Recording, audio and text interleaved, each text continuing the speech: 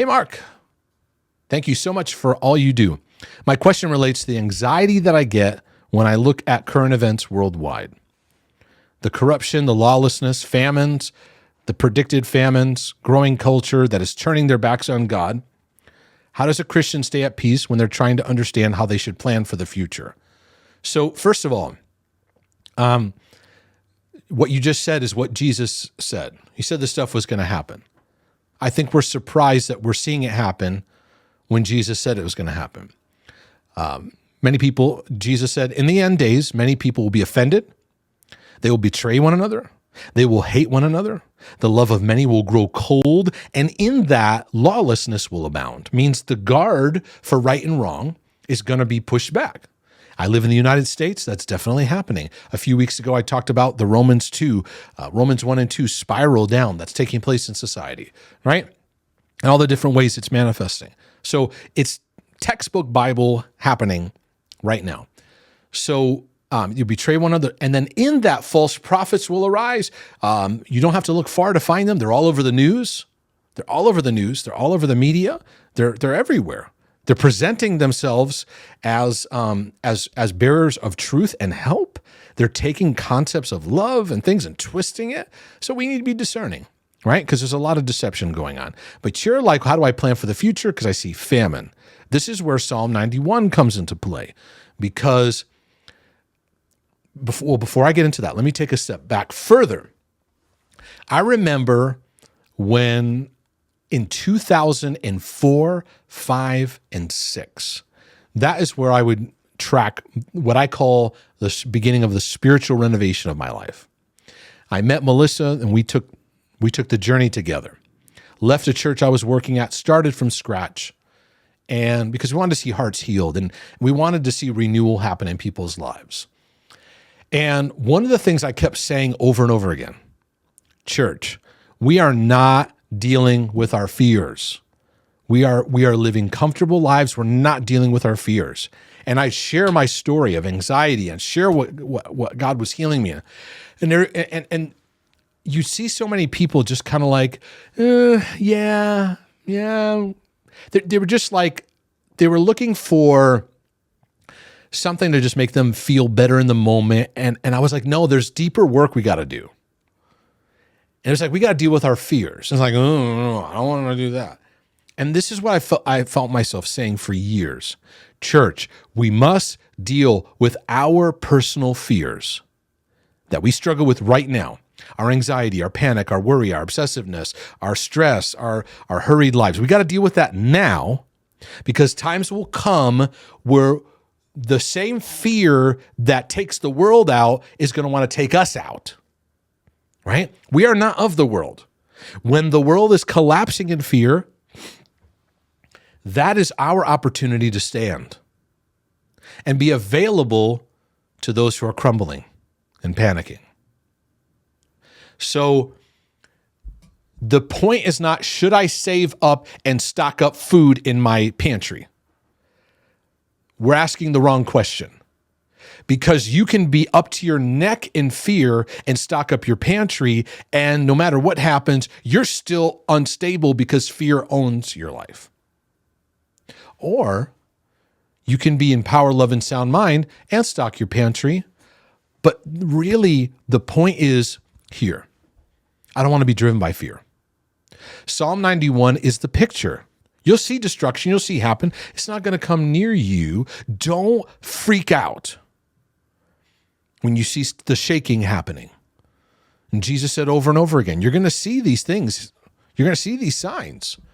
You're going to see it happening. Let it excite you and be a soldier that when the times happen, you get ready for battle. Prepared soldiers, if they're trained appropriately, and they've even studied this, the high-level soldiers in battle, and maybe they've done this with like Navy SEALs or Delta Force or whatever. I can't remember which department, but I read studies where when it was told to them, okay, men, prepare for battle, whatever they say. I kind of gave the Roman guard, prepare for battle. When they get that order, their blood pressure actually drops. They actually get calm because they train for this. So when perilous times come, here's the word for us, folks. When they happen, you rise up because you go, I was trained for this. Because 10 years ago, I was dealing with my anxiety and spinning out over my finances and worried I committed the unpardonable sin. And I was spinning over this thing and anxious over this thing. I had anxiety issues, but I let God meet me and I work through them and I'm navigating them. And so when people freak out, it doesn't mean you won't feel anxious. It doesn't mean you won't feel, I'm sure even in the Old Testament, when God said, put the blood over your doorposts and the death angel passed over, I'm sure there was like a very solemn, even slightly nerving kind of moment, right? But we are of a different order. And I know many of you are battling, I don't even know if I belong. I don't even know if I'm God's. I don't even know. There's a war over that. I get that, right? But this is all about dealing with the fear factor, because you said here, I have friends that said we should start stockpiling food and planning for outages. That's our fear now driving control. And I live in the United States, so I'm speaking about an American mindset that I'm sure is all over the world too, but I can speak for my country and where I'm at. We have this mindset of we're Americans, we can do anything, right? But meanwhile, our country is dismissing the ways of God over and over again. Even though it's in our foundation, we're dismissing it. So we're kind of like going, we can do anything. And we're losing that humility of like, no, we can do anything because God's helped us. And He is our source. He is our provider. When we get lost in these, should we stock up? Should we stock up? Should I build a bomb shelter? We could build. I'm not saying don't stock up. I'm saying let's get to the heart. Let's work on our fears, because each of us, you and I, even as I look into this next year and I look at the recession possibilities and things like that, God is working on my heart to trust Him even more. Because the tendency for us is to, out of control, we got to hoard, pull back, we got to do all these things because bad times are coming. Now, it's smart to go, okay, let's not spend as much. Let's be wiser here. That's something everybody's got to do. We're budgeting. Like, okay, maybe we're not going to do these things right now. We're just going to kind of be more just pacing our expenses and things like that. Oh, that's great. But you want to put extra in your pantry? Yeah, put extra in your pantry. I actually think Christians should live constantly with extra in their pantry. Why? You're thinking it's for you. It's for others. It's to help others. Because when the supplies are low, what do people do? They go and they hoard for what? For themselves. And they don't think outward. Abundance, God is a God of abundance. And historically, He'll always work with His people. He'll always be. Is it going to mean a cushy ride? Is it going to be easy? We're not going to go through tough times? No. But the fear factor is messing with us. And I think the United States is so bound up with fear. We'll jump into anything. We'll do anything anyone says because we're so knotted up with fear. I found myself even during COVID. Go back and look at some of my videos. I was like, we can't keep listening to fear. We can't keep listening to fear. And sometimes I feel like I'm Willy Wonka in the chocolate factory when he tells the kid, don't go into the chocolate river. Don't go into the chocolate river. Attention, don't go into the chocolate river. And what does the kid do? He goes in the chocolate river and gets sucked up into the chocolate pipe. Right? And he has to go and call one of the Oompa Loompas. Right? Sometimes I feel like that. I'm telling people of God, don't let fear win. Don't let fear win. You might feel fear, but you're not fear. Don't serve what it's saying.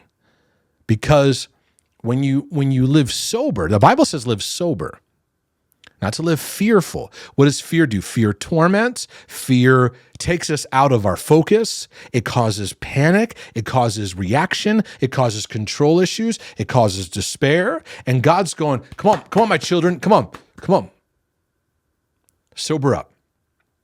Right? What do you do? What do you do if there's a crisis? Like let's say the house is on fire and somebody in your home has a panic attack. Sometimes you have to just grab them, right, and go, hey, hey, we're going to make it. We're going to make it, right? To kind of like, all right, we're going to be all right. And I think the church needs that. Hey, our Father loves us. We're going to make it. We've had some comfortable, cushy times. And right now, the world is hostile towards the things of God. They're turning from him. It's all right. Arise and shine. Your light has come. The glory of the Lord's risen upon you. Though deep darkness cover the earth, focus. Focus, Daniel-san. Heart. Focus. Because the times that we're in require sobriety. Be sober. When I get lost in anxiety, I'm not sober. I'm not, right? I want to be sober. So, yeah, it's fine to have extra. It's fine to stock up. But it's also being mindful of your neighbor. I think it's interesting, even in the Old Testament, this is just off the top of my memory, but in God's instruction, he would say, leave this little part of your field in the harvest as extra. You know, people pass by or whatever, or foreign lands come through. You could just be a blessing. It's like, I like when I read the Old Testament, you know, we get hung up on law and, oh my goodness, the strict law, but listen to heart.